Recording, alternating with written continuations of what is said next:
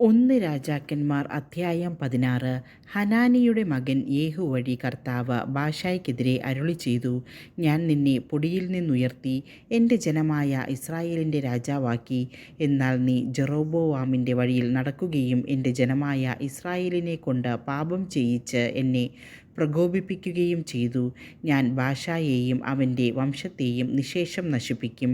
നിന്റെ ഭവനം നെബാരത്തിൻ്റെ മകൻ ജെറൊബോവാമിൻ്റെ ഭവനം പോലെയാക്കും.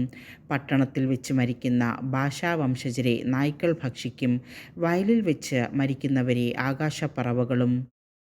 ബാശായുടെ മറ്റെല്ലാ പ്രവർത്തനങ്ങളും ശക്തിവൈഭവവും ഇസ്രായേൽ രാജാക്കന്മാരുടെ ദിനവൃത്താന്തത്തിൽ രേഖപ്പെടുത്തിയിട്ടുണ്ടല്ലോ.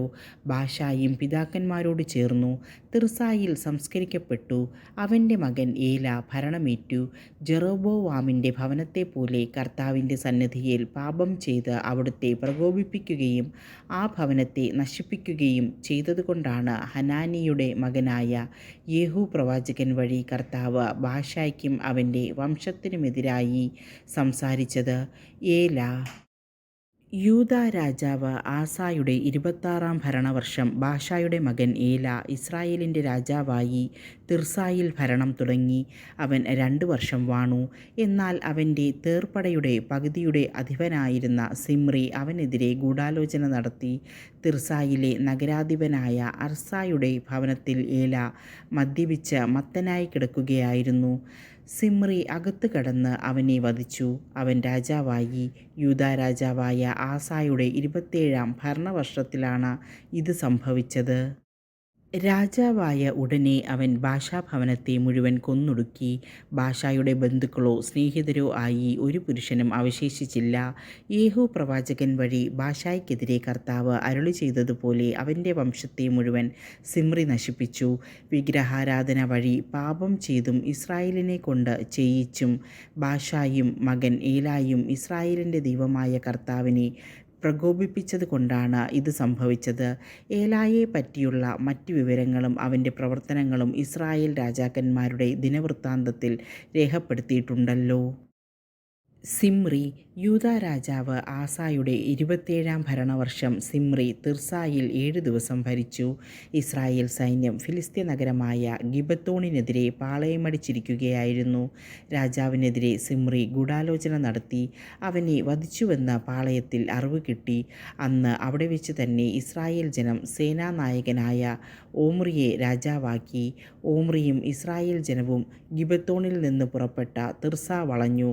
പട്ടണം പിടിക്കപ്പെട്ടെന്ന് കണ്ടപ്പോൾ സിമ്രി കൊട്ടാരത്തിൻ്റെ ഉള്ളറയിൽ കടന്ന കൊട്ടാരത്തിന് തീ കൊളുത്തി ആത്മഹത്യ ചെയ്തു. ജെറൊബോവാമിനെ പോലെ പാപം ചെയ്യുകയും ഇസ്രായേലിനെ പാപമാർഗത്തിലേക്ക് നയിക്കുകയും ചെയ്തു.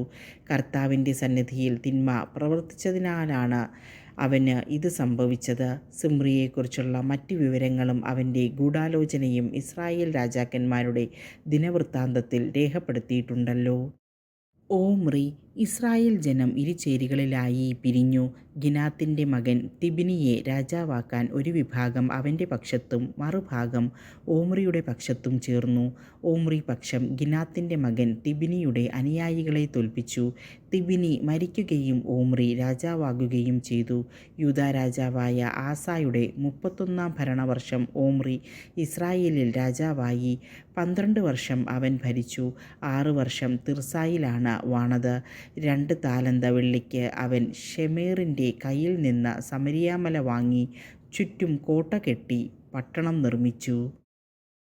പട്ടണത്തിന് മലയുടെ ഉടമസ്ഥനായ ഷെമേറിൻ്റെ നാമം ആസ്പദമാക്കി സമരിയ എന്ന് പേരിട്ടു. ഓമ്രി കർത്താവിൻ്റെ സന്നിധിയിൽ തിന്മ പ്രവർത്തിച്ചു. മുൻഗാമികളെക്കാളേറെ തിന്മയിൽ മുഴുകി.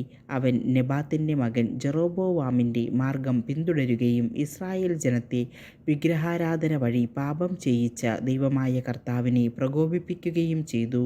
ഓമ്രിയുടെ മറ്റെല്ലാ പ്രവർത്തനങ്ങളും അവൻ്റെ ശക്തിവൈഭവവും ഇസ്രായേൽ രാജാക്കന്മാരുടെ ദിനവൃത്താന്തത്തിൽ രേഖപ്പെടുത്തിയിട്ടുണ്ടല്ലോ. ഓമ്രി പിതാക്കന്മാരോട് ചേർന്നു സമരിയായിൽ സംസ്കരിക്കപ്പെട്ടു. മകൻ ആഹാബ് ഭരണമേറ്റു. ആഹാബ് യൂദാ രാജാവായ ആസായുടെ 38-ാം ഭരണവർഷമാണ് ഓമ്രിയുടെ മകൻ ആഹാബ് സമരിയായിൽ ഇസ്രായേൽ ജനത്തിൻ്റെ രാജാവായത്. അവൻ 22 വർഷം ഭരിച്ചു. ഓമ്രിയുടെ മകൻ ആഹാബ് തൻ്റെ മുൻഗാമികളെക്കാളധികം കർത്താവിൻ്റെ സന്നിധിയിൽ തിന്മ പ്രവർത്തിച്ചു. നെബാത്തിൻ്റെ മകൻ ജെറൊബോവാമിൻ്റെ പാപങ്ങളിൽ വ്യാപരിച്ചത് പോരാഞ്ഞിട്ട് അവൻ സീദോൻ രാജാവായ ഏത്ബാലിൻ്റെ മകൾ ജെസബേലിനെ വിവാഹം ചെയ്യുകയും ബാൽ ദേവനെ ആരാധിക്കുകയും ചെയ്തു. സമരിയായിൽ താൻ പണിയിച്ച ബാൽ ക്ഷേത്രത്തിൽ ബാലിന് അവൻ ഒരു ബലിപീഠം സ്ഥാപിച്ചു. അവൻ ഒരു അശേരാ പ്രതിഷ്ഠയും ഉണ്ടാക്കി. തൻ്റെ മുൻഗാമികളെക്കാളധികമായി ആഹാബ് ഇസ്രായേലിൻ്റെ ദൈവമായ കർത്താവിനെ പ്രകോപിപ്പിച്ചു. അവൻ്റെ കാലത്ത് ബഥേലിലെ ഹിയേൽ ജെറീക്കോ പണിയിച്ചു. നൂനിൻ്റെ മകൻ ജോഷുവ വഴി കർത്താവ് അരുളിച്ചെയ്തതുപോലെ നഗരത്തിൻ്റെ അടിസ്ഥാനമിട്ടപ്പോൾ അവന് മൂത്ത മകൻ അബിറാമും കവാടം നിർമ്മിച്ചപ്പോൾ ഇളയ മകൻ സെഹൂബും നഷ്ടപ്പെട്ടു.